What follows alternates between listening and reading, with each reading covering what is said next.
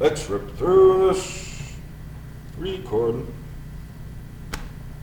So limits of infinity, ad infinity of functions with radicals. So, what are we talking about here? Square root of x squared is the absolute value of x. What are we talking about with the absolute value of x? Well, it's the value x, if we're talking about positives or zero, right? You don't change a thing. You flip the sign if it's less than zero. Okay. Now, I'm going to just pause this for a second here. Make sure we understand. Okay, so that's just clarifying what we mean. Let's work through an actual example here. X is approaching positive infinity, and it's important. So what's our first step here? X squared is factored out in your first step to provide what we just talked about, this kind of reduction, okay? So let's give this a try. Don't be shy, give it a try. So the first thing underneath here, don't drop the limit notation anytime soon. X squared factored out. We'll do this in two steps. Underneath the radical, I'm going to go x squared, factoring it out, even though it doesn't quite make sense to use. There's like 1. So I'm taking the perfect square. 3x divided by x squared is 3 over x. You agree? So I kind of recognize what we're doing. It's sort of like every time when I made my x look like a mess there. Okay, do you guys see what we did there? Inside the bracket, taking out the perfect square of x squared there. And it's handy that you get this 3 over x because we know how that works around infinity, right? Zeroes out.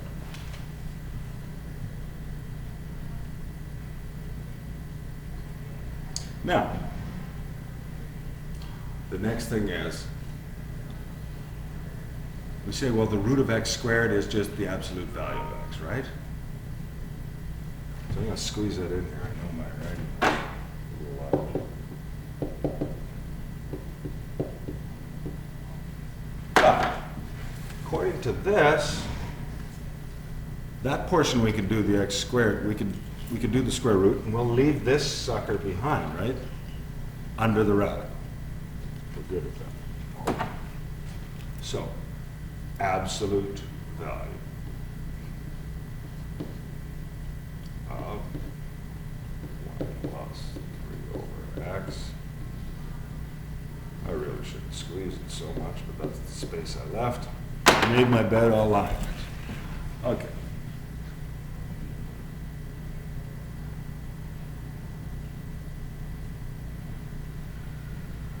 I guess it didn't say something here, but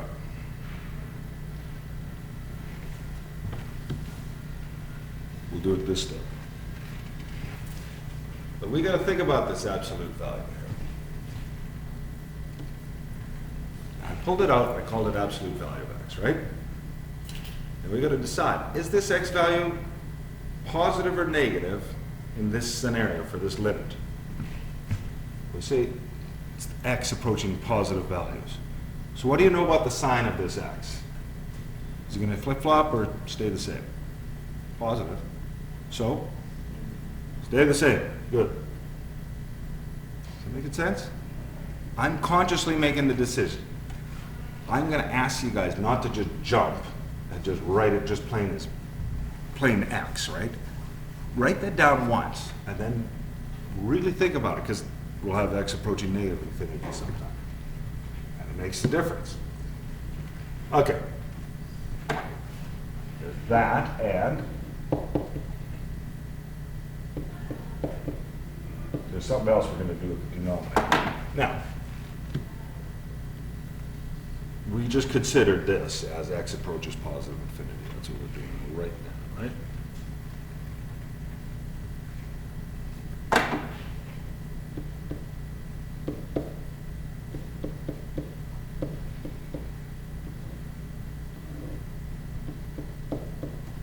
Okay. It's still a limit of infinity, but what's under the radical sign is not a problem right now. far as infinity is concerned, because it's got 1 over x kind of stuff, 3 over x in this case. So what's the rule when you got the top and bottom with some x's in there? Always look at the bottom to make decisions, right? And they're the same degree, but what would we multiply top and bottom by? The largest degree from the denominator, right? In this case, it's the same numerator denominator. So I say, okay, because the degree is x to the 1, I'm going to multiply top and bottom by x to the 1 over x. I'm going to just put this bracket on here. And I don't need to put this bracket on here, but I'm going to identify what I'm really thinking about multiplying here. 1 over x. 1 over x. So it's another form of the number 1, right? Now, you have a choice, right? Oh, let's do this here, separate it. Just so you could think it. Now, I wrote it over here. It doesn't mean it has to be over here. This 1 over x, I could multiply it through here. You know what I mean? I'd have to square it to put it inside, blah, blah, blah. I really designed it, and this is why I put green brackets. Consider multiplying through that part, that factor, right? I'm just setting it here because there's space. That's the only reason why. So when I do this, I'm going to write sideways. Yeah. I prefer working down. So that 1, we get a factor of 1 over, right? The top is just 1 plus 3 over x. The bottom is 1 minus 2 over x. I'll put a 1 out in front just to show that I canceled my x and 1 over x, right? I don't need that, but it's a positive. Can I evaluate now? Darn tootin' I can. Let's see. A constant, a number. Just stays as the number. So that's 1. Still is square root of 1. Plus, what's 3 over a really large number? 0. 1 minus 2 over a really large number, so 0. So it's really square root of 1 divided by 1. I'm going to write down the arithmetic though, because you never ever substitute with the actual infinity sign, right? Never. So we could drop the limit notation. I'm going to say it's 1 plus 0, 1 minus 0. That's 1, right? Okay. This is the exact same problem, except approaching negative infinity. So that means we can take a shortcut here. This first work, about the same. This is about the same because it's absolute value of x. Agreed? So we do that first step. What is the big difference then? In the problem below, x is approaching negative infinity. So we say, what's the absolute value of x going to be? The opposite sign, because you'll have a double negative if you apply. So fifth step will turn into negative x. Do you guys agree with that? Yeah, that's the only difference. So I'm going to skip right down to that step. Okay. So, previous work, we could decide that this is equal to the limit of x approaching infinity, negative x, radical 1 plus 3 over x, x minus 2. Now, I guess my things are out of sync a little bit because I'm doing it above right now. Okay, we applied this. Okay. So now, same as before, 1 over x, top and bottom, right? So I'm going to go 1 over x here, 1 over x here. I did it in disappearing ink, but it's the same step, so I'm going to just go like this.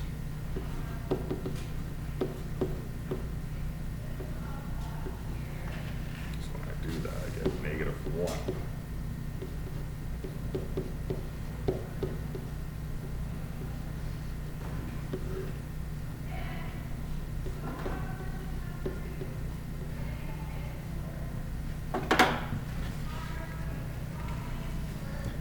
can evaluate, right? Want to evaluate this guy. Same reasoning, but it's negative 1 times radical 1 plus 0. 1 minus 0. So this turns out to be negative 1. What did I do wrong in my whole notation thing, though? I was thinking right. I forgot to, I was doing the right thinking, but it's approaching negative infinity. That's important. Very important. Bad mistake. Shidaka. Well, with absolute values. Question? Oh, that's from outside the hall. I get excited. I want you guys to ask questions. Okay. Anyway. If there wasn't absolute values, it was just z minus 3 over z minus 3, what would this simplify to? 1, right? Agreed. We've got a devil of a time here because it doesn't have that. We got to think about this one. It looks like it's a perfect match. We're approaching 3 from the left side. So example 2.9, 2.9, right? Now, how do we approach this one? Will this be a sign flipper or not, is really what you're asking yourself. If I put in 2.9 minus 3, 2.99 minus 3, will this inside here come out positive or negative? Negative. Do you guys agree? So we could think of it this way.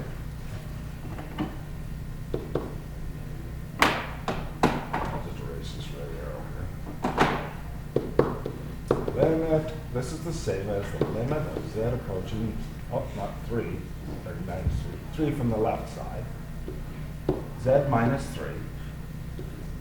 Because we know it's 3 from the left side, I'm going to say negative z minus 3.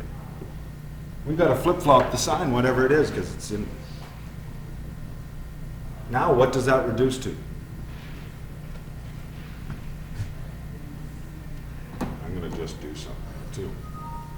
Only because it's crooked, though.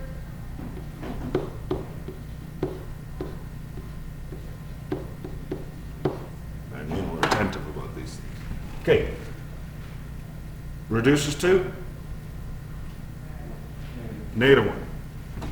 I can evaluate right now. I'll put it down there. Negative 1. That's one way of doing it. You could think it through, though, too. As in, put in 2.9 here. 2.9 minus 3 is what? Negative 0.1? Okay. So I might be thinking, negative 0.1. I'm going with your arithmetic. What is the original expression 2.9 put into there? 2.9 minus 3 is negative 0.1. Absolute value is 0.1, right? But positive. Hey, isn't that? Now, if I got even closer to it, so I put 2.99 in here and here, right? It'd still come out with 0.01s though, right? Would still come out to be negative 1. Put 2.999. Okay. You guys get the idea there too? So either think it through or manipulate it. You get negative 1 either way. I find most students like thinking it through when it's at practically an exact match. You just choose a value slightly lower and you'll see. Okay? So that's the thinking. Okay, I'll move that there. That's just some play work. Now this second one here, it's got a quadratic in here, so it's not quite as simple as the other one, is it? We can factor that. So this is the limit of x approaching negative 2 from the right. Now always double check before you get into a big long spiel of work. Got a problem here. I got a 0 on the bottom, negative 2. Run. Yeah. You get 4 minus 6 plus 3. It's 0 over 0. So that means I have to do some manipulation. If you could plug it in right away, do it. Always mentally check. So this x. Now, dimes to donuts, dimes don't buy you donuts anymore, but it's an old expression. Dimes to donuts that this will have an x plus 2 in its factory, and it is x plus 2, x plus 1. But generally, if you got a hunch it was indeterminate, if you're stumped on factoring, now this one's easy, but if it's something bigger, your hunch might lead you, if it was 2x plus 3 or something like that, it's probably a factor at the top if it was indeterminate. But this is easy. Okay, now what though? This is rubbish. Well, we only have to think about the scenario where we're approaching -2 from the right-hand side. So give me a number that's negative just on the right-hand side and -2 on the number line. Good. 1.9, like -1. Good, not 2.01. Good. Everybody fresh with this, right? -2. That's on the right-hand side.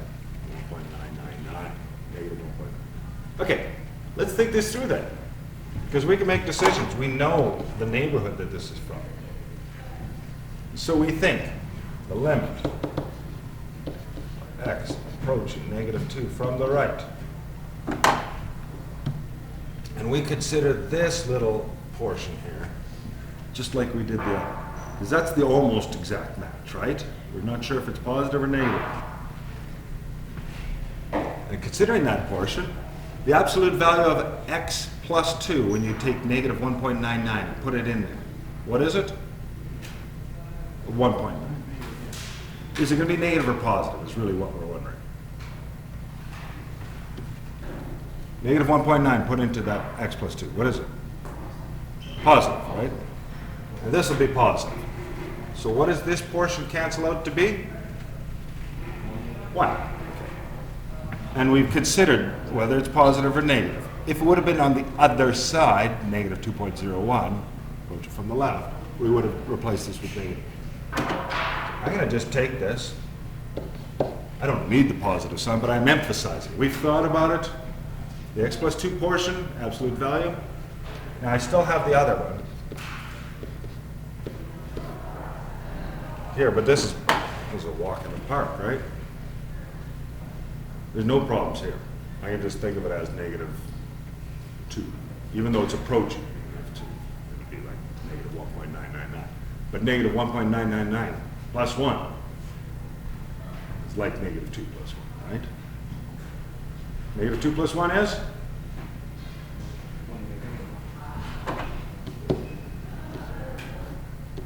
No.